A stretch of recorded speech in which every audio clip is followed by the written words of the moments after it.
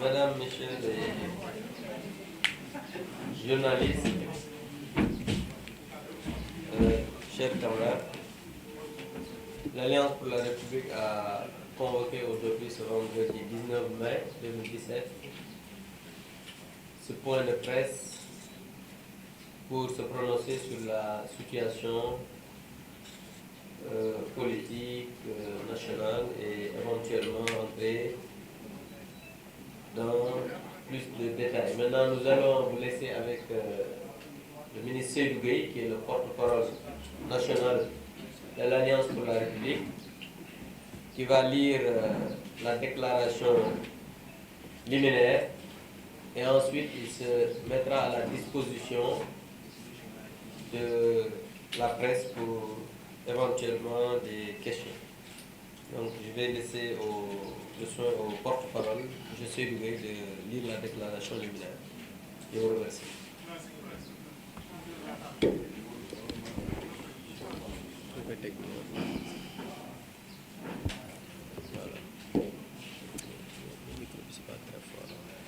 Merci beaucoup. Vous m'entendez? Ou vous voulez que je prenne le micro? Je vais le prendre. Merci beaucoup, Abdou. Je voudrais tout d'abord, au nom de l'ensemble des militants et responsables de l'Alliance pour la République, remercier les représentants de la presse nationale et internationale d'avoir répondu à notre invitation. Au regard du cours politique national dominé sur la dernière période par des questions d'une grande importance et des enjeux de premier plan, l'Alliance pour la République a jugé opportun d'éclairer les citoyens sénégalais en vous conviant, vous, messieurs de la presse, qui êtes les relais de l'information, en vous conviant donc à la rencontre de ce jour. Il est vrai que la dernière actualité nous donne l'opportunité de féliciter d'abord M. le Premier ministre pour sa brillante prestation hier à l'Assemblée nationale, où les députés ont eu l'habileté de poser les questions qui préoccupaient les Sénégalais, et j'espère qu'on aura l'occasion de revenir sur les questions relatives à la vie ordinaire et quotidienne de nos concitoyens. Et donc c'est pour nous également l'occasion de le féliciter. Mais vous aurez remarqué que depuis quelque temps, une alliance hétéroclite, aussi diffuse que confuse, composée de vieux briscards de la politique, de vétérans des dernières batailles politiques perdues, de néopoliticiens et groupuscules adeptes de l'intoxication, s'active frénétiquement contre le pouvoir de Benno Bokk Yakaar en général, contre le président de la République en particulier. Sa démarche, fondée sur le déni de la réalité, sur les contre-vérités et la calomnie permanente, est l'expression d'un aveu d'impuissance face aux brillants résultats du gouvernement de Benno Bokk Yakaar et au leadership affirmé et incontestable du président Macky Sall. Pour rappel, bien avant son accession à la magistrature suprême, le président Sall, dans le cadre de son programme Yoonu Yokkute, a toujours fait de la promotion de la bonne gouvernance, de la reddition des comptes, au-delà de leur dimension éthique, un axe fondamental de la politique de développement économique et social du Sénégal. Et dans ce cadre, en cohérence avec les axes du PSE, plusieurs mesures ont été adoptées et mises en œuvre, et parmi celles-ci, il est aisé de citer notamment la réactivation de la Cour de répression de l'enrichissement illicite, l'adoption du Code de transparence dans la gestion des finances publiques, la réforme de la Cour des comptes, la création de l'OFNAC, la déclaration de patrimoine, la réforme de l'organisation judiciaire, la consolidation de la démocratie à l'issue du référendum du 20 mars 2016, l'adhésion du Sénégal à l'initiative pour la transparence dans les industries extractives, la mise en œuvre du COS Pétrogaz. Incontestablement, ces différentes réformes valent à notre pays d'être classé en tête des mécanismes d'évaluation des avancées accomplies par les États en matière de démocratie et de promotion de la bonne gouvernance. Ainsi, à l'instar de beaucoup de Sénégalais, l'Alliance pour la République estime que si le président Macky Sall est parvenu en si peu de temps à des résultats probants, c'est qu'il a su engager, à partir d'une vision pertinente et d'une volonté politique inébranlable, un changement de paradigme et d'échelle dans la mise en œuvre des projets et programmes dédiés au développement du pays. Hélas, ce conglomérat, nouvelle version du regroupement du camp du non, largement battu lors du référendum du 20 mars 2016, ne parle et ne parlera jamais de nos compatriotes. Il ne parlera pas non plus des belles performances de l'agriculture, des nombreuses réalisations du PUDC dans le domaine de l'hydraulique, des pistes de désenclavement, de l'électrification des villages, de la pertinente promotion d'une économie rurale endogène au travers de la dotation des femmes en équipement de transformation, de la prise en charge de 300 000 femmes dans le cadre des bourses de sécurité familiale, de celle de plus de 6 millions d'enfants de moins de 5 ans par la CMU, de la baisse des prix de l'électricité. Et vous aurez constaté que nous sommes le seul pays au monde à avoir baissé le prix de l'électricité. C'est une performance inédite. Encore moins de la baisse stabilisée des prix des denrées de première nécessité. Non, il ne parlera pas des remarquables succès obtenus sur les fronts scolaires et diplomatiques, ni du développement du monde rural à travers le soutien constant à l'agriculture et un déploiement en toute équité des infrastructures de base à travers les multiples autres programmes hautement appréciés par nos compatriotes. Le Sénégal solidaire ne les intéresse pas. Seul l'accès au pouvoir compte à ses yeux.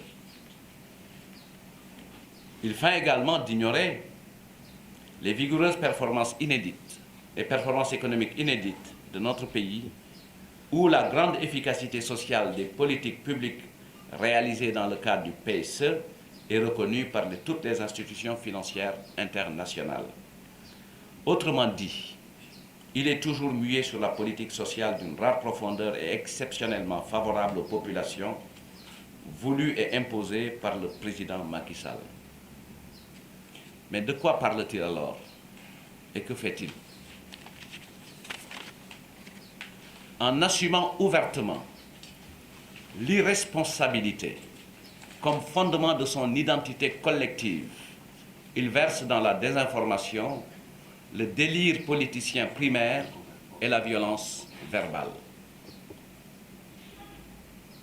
Un exemple, quand il y a eu une affaire privée, les personnes en cause, sous couvert de leur activité politique, ont dit que le procès entre mari et femme était un procès politique, que la justice était instrumentalisée. Et moi, j'ai écouté hier le délibéré qui a été rendu à la satisfaction de l'ancien Premier ministre qui, je pense, devrait tout simplement présenter ses excuses à la justice de notre pays et au peuple sénégalais. Je pense que c'est ça l'attitude la plus éthique qui était attendue.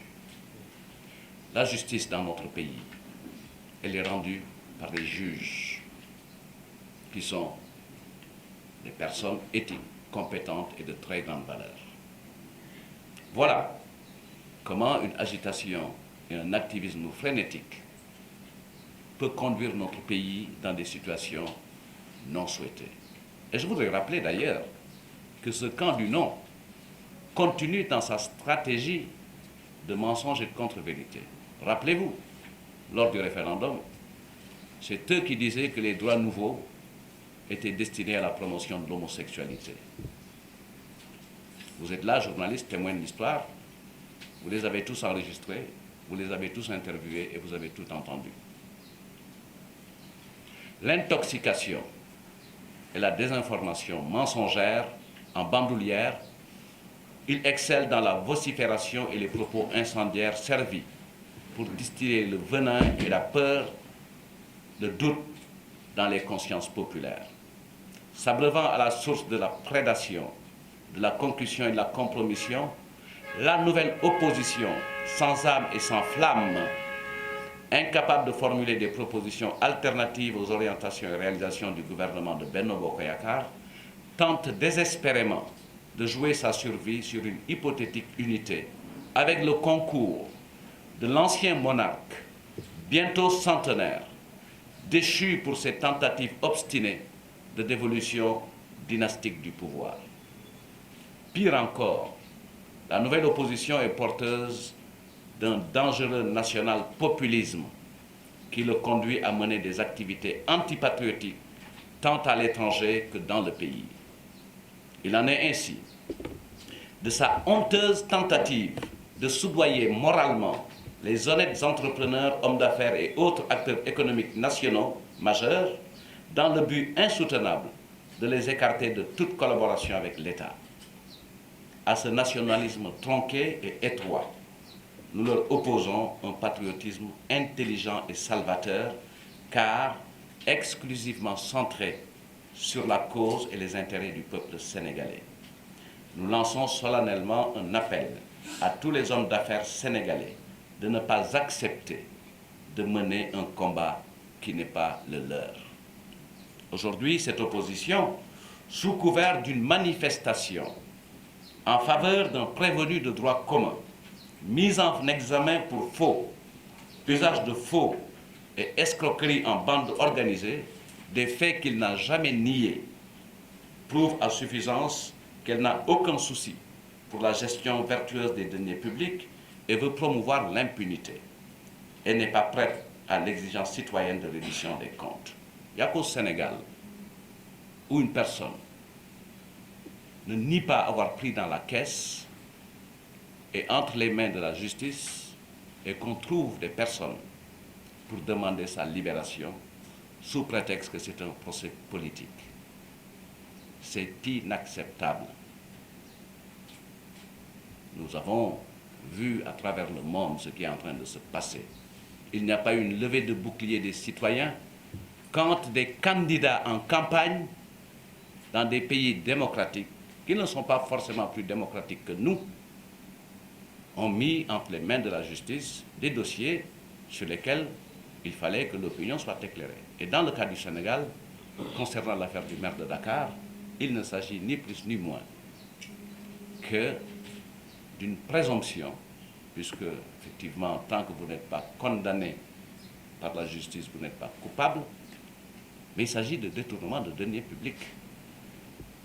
Et au Sénégal, on voudrait qu'on tape allègrement dans la caisse, et puis après, parce que vous avez votre manteau politique, il ne vous arrive rien. Non, nous ne sommes pas au pouvoir pour perpétrer des forfaitures contre le peuple sénégalais. Nous défendons le peuple sénégalais et nous défendons ses intérêts. Donc je disais que ce conglomérat préfère lancer sa campagne pour les législatives du 30 juillet en jetant toutes ses forces dans une bataille politique perdue d'avance. Elle ne nous parlera que de son accès au pouvoir, elle ne nous parlera pas des Sénégalais et de leurs préoccupations. Donc, elle ne lésinera sur aucun moyen pour invalider le choix populaire et démocratique favorable à la majorité présidentielle. Ainsi, face aux forces de régression sociale et aux revanchards de tous bords, il est fondamental que les responsables et tous les militants du parti renforcent l'unité et les capacités de combat de Benno Bokk Yakaar. Il importe dès lors de poursuivre, sous la houlette du président Sall, le combat pour la bonne gouvernance, la transparence, notamment dans la gestion des ressources naturelles, la mise en œuvre optimale des choix stratégiques qui sont en train de transformer structurellement le Sénégal.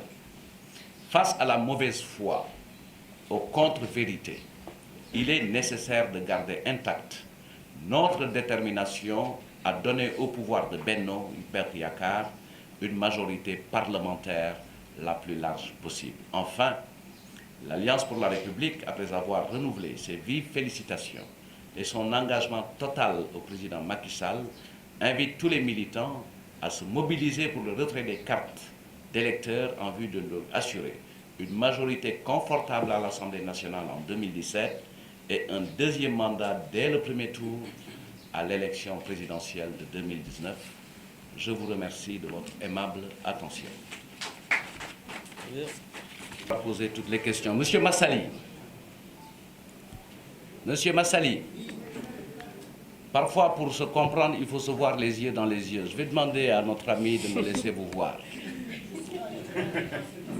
Parce que dans mon texte, j'ai parlé de prévenu. Et quand on parle d'un prévenu, c'est une personne qui n'est pas jugée, dont la culpabilité n'est pas établie. Mais il y a des faits qui lui valent d'être en détention préventive. Et j'ai dit dans ma déclaration qu'il n'est pas condamné, donc il est présumé. C'est ce que j'ai dit. Mais je n'aurai pas la fébrilité de ne pas dire que c'est pour des histoires de caisse d'avance, donc des histoires de deniers publics. C'est ça la réalité. De détournement de deniers publics, puisque le détournement, c'est quoi? C'est quand vous changez la destination de quelque chose. Vous détournez. Et les faits sont constants par rapport à ce que nous en savons par le dossier et par vous-même dans vos relations par la presse, globalement. Donc, dans mon texte et dans ma déclaration, j'ai parlé, Monsieur Massali, quand vous me posez des questions, je n'ai pas fait de réaction, je vous ai écouté. J'ai parlé de prévenu. Et dans le droit, et pour les gens qui comprennent comment ça fonctionne, un prévenu est différent d'un condamné. Première chose. Deuxième chose, quand vous êtes mis en examen, il y a des faits qui vous sont reprochés.